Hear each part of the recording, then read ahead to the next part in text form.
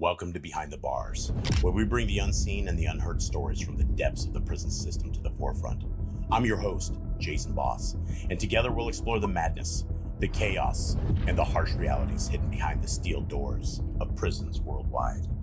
From the local jailhouse to death row across the world, we'll show you the isolation, the seclusion, and the decades spent enduring unimaginable conditions.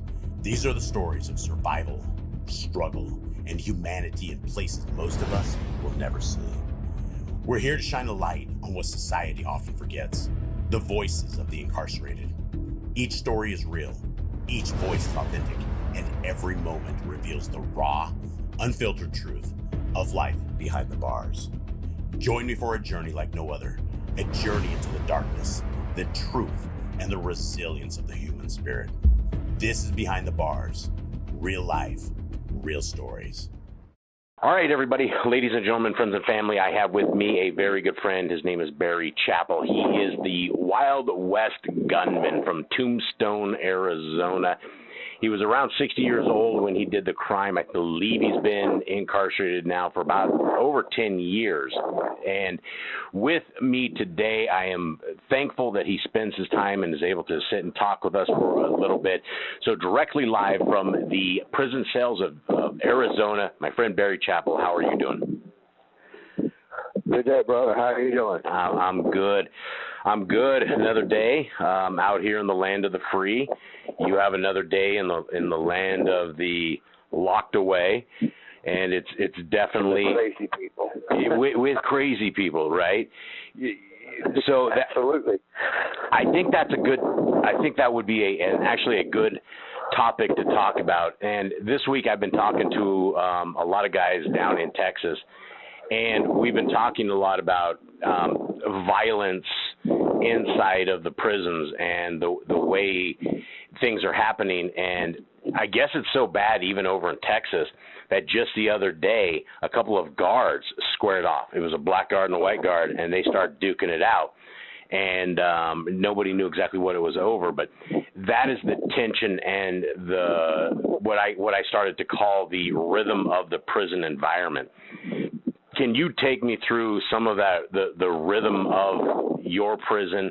And when we talk about, like crazy people, right, we're dealing with all walks of life people, and some of these people are a little touched. Some of these guys have some problems, and so everybody is stuck in the same can with these guys, and so everybody's problem becomes everybody's at some level. So, Barry, take me through just the whole gambit of that. Well, I can give you a little nutshell of it. Your scriptures in 2 Timothy chapter 3 talks about how people will be in the last days, and it's a fair description of what it's like in here because they don't call it the devil's playground for nothing. And once even the guards get into this environment, I can see what would roll about on them, and create stress between even the guards themselves because the atmosphere, it's just like humidity. It gets into your bones whether you realize it or not. Mm-hmm. So we had a guy removed from this very part I was in last week who fits the description of mentally unbalanced, let's say that way. He was much into the beat of a different drum for sure, and they had to remove him because last night he was in here, I actually was praying for his cellie to live through the night because that guy was tearing the place up and clean up the next day. And thankfully, they removed him. Who knows where he's at? They probably just put him in another complex where they really need to see a psychiatrist and have drugs administered to get these people back on track. But it's a warehouse. It's a money machine. And the violence is just part of the machine. Drugs, and violence. So and how long? Go ahead. No, it's just like I said, people in here, it's a microcosm of what it is. The scriptures talk about people be lovers of self, no self-control, and much less any respect between other people. It's just,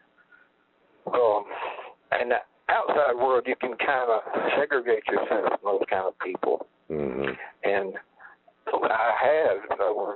many, many years after 9/11, I moved my family basically off the grid, not so much the electrical grid, but away from the population. Mm-hmm. And I would have been there to this day if my wife hadn't got sick and moved me out west. Mm-hmm. But in here, you have to learn how to deal with it and deal with the frustrations of it each day. There's nothing you can escape in here. So tell me about your pod a little bit. How many cells are there in that pod, and how many total of you are there? Well, there's let's see, I think it's 60, and you put 2 in each one, so it's about 120 people in this pod. And if you imagine a tennis court with double-decker housing all around it, and the cells about what they are in the bathroom. So, you live in that with 100 other people. Okay. So you have it's a 2-man dorm style, and it essentially, if it was a like a tennis court and double decker, there's just doors, and it's like multiple stairs. You guys climb stairs to get from one level to the next, right? Yes. And how many levels are there? The court would be the common area.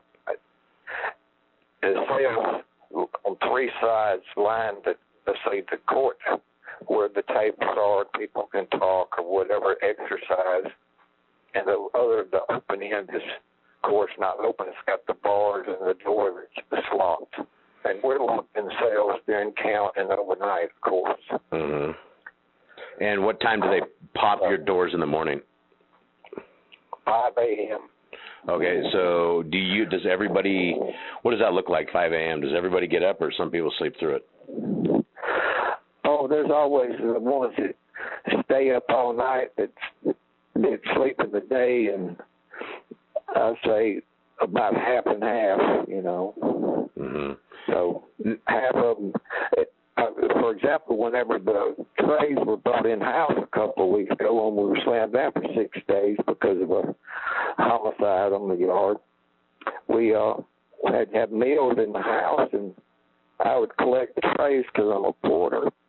And you're a what? Half the trays wouldn't be back because they was up in their houses not sleeping, and they weren't eating their food for breakfast.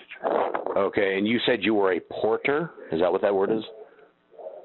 A porter, like I clean up and pick up the trays and mop and sweep the trash. Like a janitor guy. Absolutely. Okay, and so you have the special privilege of this janitorial thing?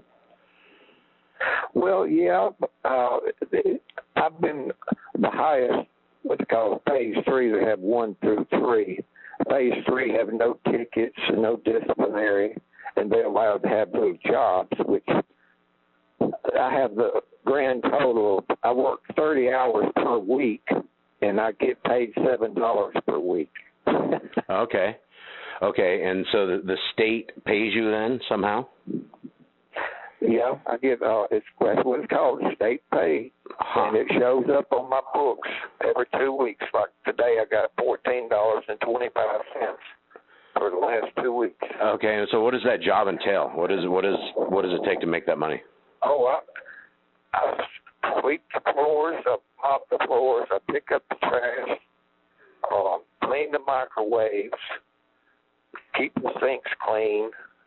Just a janitor.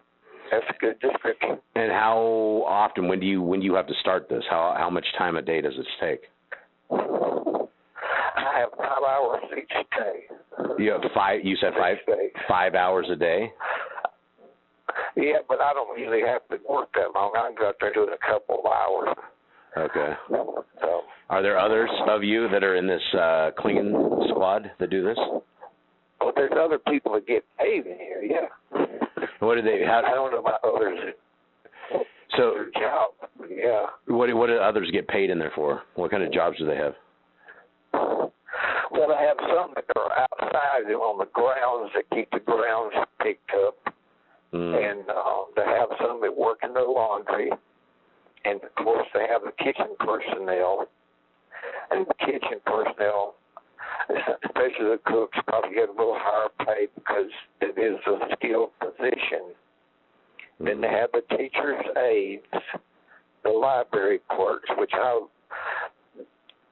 personally was a library clerk about 3 or 4 years ago, and I loved it because I got to get all these books in and read, and that's how I come across a little book they called Publish the Name of Yahuwah, and it changed my life.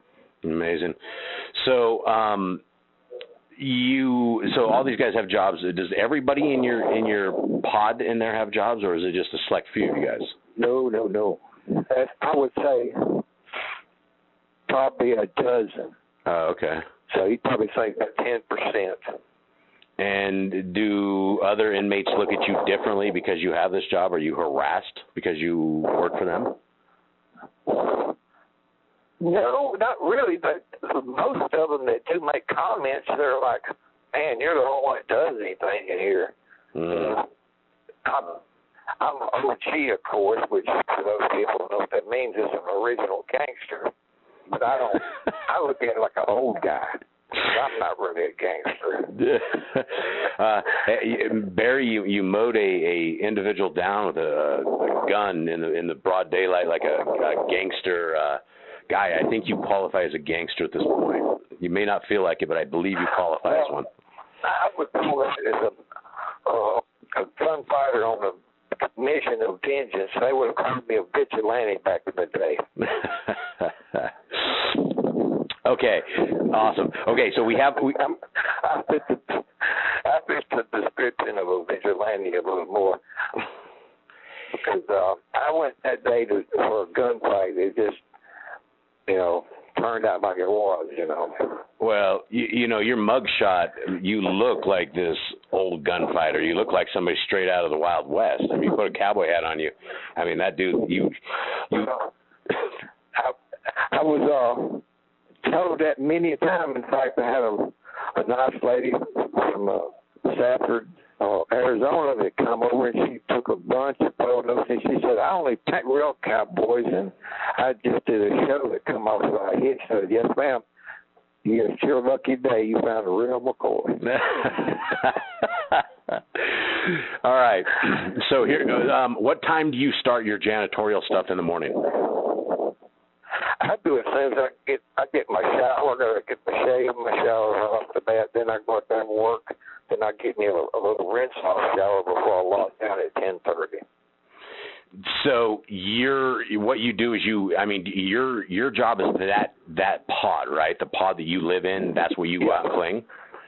That's my.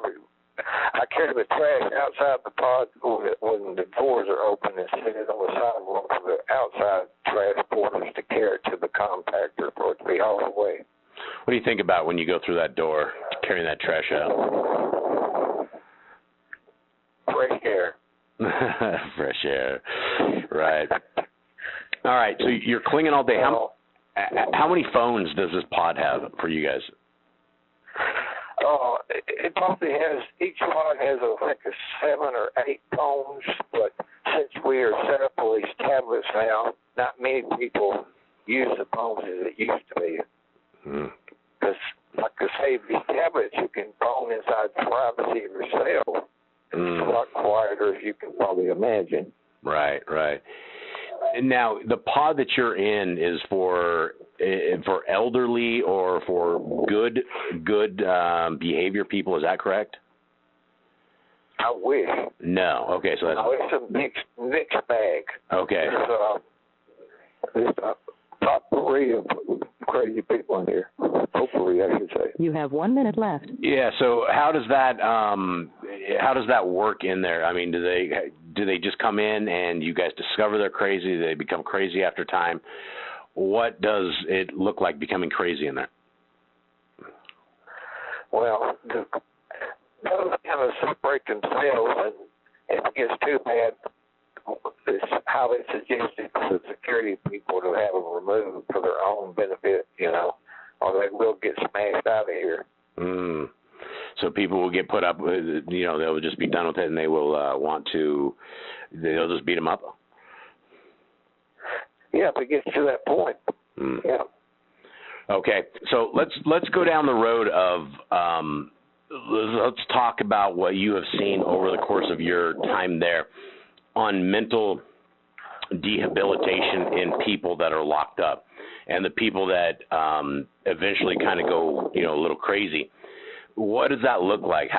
What's happening to these people to where some are mentally able to be okay and do an extended amount of time, and those who crack, and what does that look like? Well, I'll give you a perfect example. At least 6 years ago, I had an episode where I'd been at the time almost 5 years, and the stress of just the judgment and the confinement and the environment you're in, each person reaches a breaking point where they have to either get the crap together or, go crazy, I guess. And as I'm a lifer, I actually had my breakdown one night, and I had to call out to the Father's help. He's the one, not me, that took me on a path to give me purpose. And that's what people in here have to do, is get a purpose. And if they don't, these drugs, they fall into this, I would say, a gang mentality where they will cluster in little groups of like-minded individuals, whether it's and the phenomena of trannies, you could say, is one of the recent ones, where the transsexuals have little cliques. Then you have, of course, the druggies. That's the biggest cliques. Mm-hmm. And it's broken down by age groups and races. And, of course, I'm in what they call integrated housing now, where the races are housed with each other. I've had everywhere. I've housed with the Native Americans, Afro-Americans, Chicanos, the Paisas, which are foreign national Mexicans, and even half Filipino guy one time, which he claims to be Wood, which that's what the whites are called. But it's you drop into little cliques. Of course, they have a little Christian clique, which most of them, I just call them cross-wearers because they're not really Christians. They cross-wear little crosses and do what they do. They believe they're saved. I don't know what they believe, to be honest with you. But it's just everybody falls into a little clique, and they either get a positive reason to live or just stay spun out and drugged out and bounce around, and here they get out. I've been really blessed that where I've been given a purpose, and it's kept my mind pretty much sane. I do have times of stress and frustration, for sure. That's just part of this lifestyle. I was watching an interview with this old warden, and he was talking about that. He said it takes people either somewhere between 1 to 7 years for those who are in life who end up there, for them to actually get the realization and to accept that this is the last place that they will live. This is where they will make their dying days. Does that sound like a fair assessment from what he said? Does that sound right? I would say he's spot on with that, because it took me right about 4.5 to 5 years to come to that point. And when I did, I realized that it wasn't within myself to hope, because I had questioned why I was in here. If I was full of blues brothers, and I mission from God that day to take out that person, that why am I spending the rest of my life locked up? But once you get to that point of breaking, you either call a high power or roll. And that's just the way it is. You either get the crap together, or you just, some people don't ever get together. I know people in here that never will be right. And that's not an opinion, that's just an observation of what goes on in here. Mm-hmm. I feel for them, but I understand it. It's hard to criticize someone when you know the pressures that they're under in here. Mm-hmm.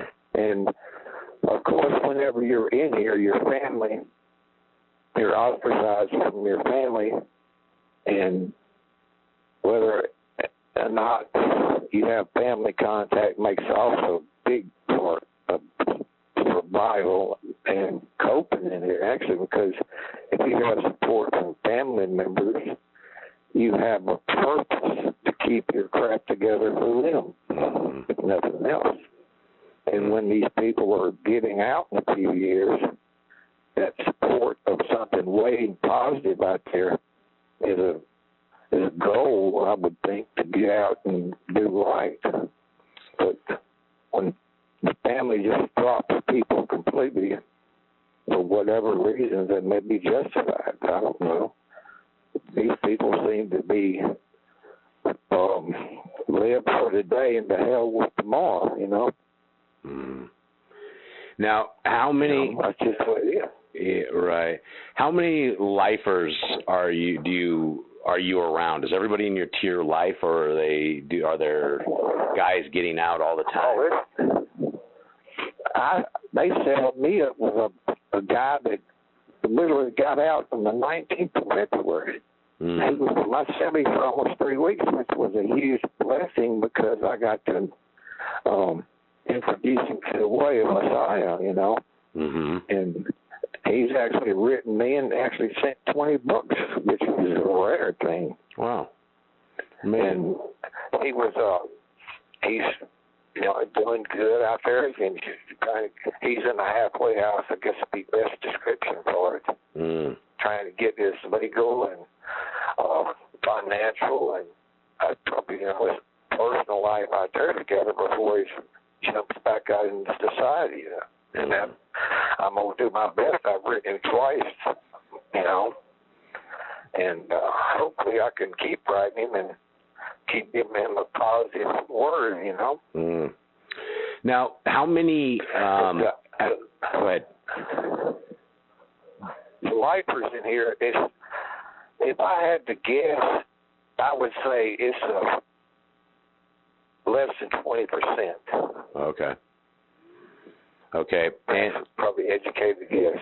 Now, those of you who are life, do you know those in your pot of 160 people who are life? No, because if they want you to know, they'll tell you. And if they don't want you to know, they don't mention it. So it's like a no tell, you know, don't ask, you know, situation. But I'm one of them crazy people that come in here, and so it's nothing to hide. Everybody sees everything. I don't have nothing to hide, so I tell them, well, yeah, I'm doing natural life. I'm going out in the body bag, you know. It's the only way I behavior people. Now, do you do any kind of like card playing or chess playing or any kind of stuff out with the fellas? Nope. Nothing. Well, I think so. Said it pretty well. You what? Hold on. You said what? Company corrupts good character. What did you say right before? You did what? Very well. I said the Apostle Saul, which is probably called Paul. He said that bad company corrupts good character. And then here we have another. Well, those Southern say it says if you sleep with a dog, you're going to have fleas, and that's just the truth of the matter. You know, you run with the wrong people, you get drugged into them situations, and I segregate myself from that, and I try to find a little light here and there, and go to the light. But there's too much darkness, so I segregate myself from most of it, which I've been questioning about that, but I got my time here that's learning about the Father's plan for me and learning what I should do, that I can be a positive influence on anyone else if I can. And a very wise man one time told me that, because John 6:44 says, "No one," the Messiah tells us, "No one can come to me unless the Father who sent me drags them." Well, says draws, but it actually means drag. So if somebody wants to go to the light, they'll find who's a light in here, and I'll have people find me, and those people I spend money and time on. And now I'll run copies of the stuff and send it to them, and even send it to people, you know. As you might know, I said you stuff too, but now it's just my little tithing. Yeah. How many? My way of tithing. Right. Yeah. Absolutely. How many fights do you see on a monthly basis in there? Well, the fights actually, they go into little private areas for that. Now, I see the consequences of it almost daily. Black eyes, busted lips, you know. As far as it's a rare thing for them to break out in a common area or around people because there's cameras everywhere. It's kind of like you go into someone's cell or something like that, or a shower, and take care of business, you know. That's how 90% of that stuff sounds. Well, it does. I've been in a chow line and it break out into a fight. I was at a place one time that the big riot broke out, and we was locked down for 17 days, and it was because someone cut in the line. That's what I'm saying. The stress in here gets to people, and it don't take one little spark to start a big fire in here. Yeah, there's a lot of respect and a lot of disrespect, and it seems like when people cross that line, it becomes a big problem. And I have to constantly ask for forgiveness. I was brought up to respect my elders and to show respect to people. And it's hard to show that when you don't get anything in return. But that's me. Yeah. Now, I try to be an example. Right. Well, you know, speaking of being an example, you know, we don't have a lot of time left on this particular podcast. You know, what kind of positive things can you leave, or what kind of wisdom can you leave for the people out there based on your life, your road, your experiences, you know, for those that are possibly, you know, down and deep into the pits of drugs and doing some things? What can you tell people from your examples? Well, I would say if I was out there in the world and I would find the person I respected most that would, not as far as money, that doesn't mean anything, as far as morally and spiritually if possible, and try to be with people that's positive, because if you run with people that's negative, you're going to be in a negative situation before you know it. That's just the way it rolls. But when it's like, even if you have to go to a church, it's better than a bar, you know. Even though I have problems with some things, but at least you have to. The water seeks its own level. Such, you know, with people, you run with bad people, bad things are going to happen to you. So you need to try to stay with good people wherever you can find them. So avoid. And that's my. You have 1 minute left. Of course, the scriptures. Yes. It's always, most people call the Bible a rule book, but it's actually a guidebook. It'll get you where you want to go if you read it and follow it. Absolutely. All right, Barry, my friend, I thank you very much for being a part of this podcast, being on Behind the Bars. Guys, there's an address to write Barry. You can also write him on Securus. It's all in the description below. Barry, thank you very much for being on this podcast. You're welcome. All right, brother. Have a good one. All right. All right, I'll talk to you later, bro. Okay. All right.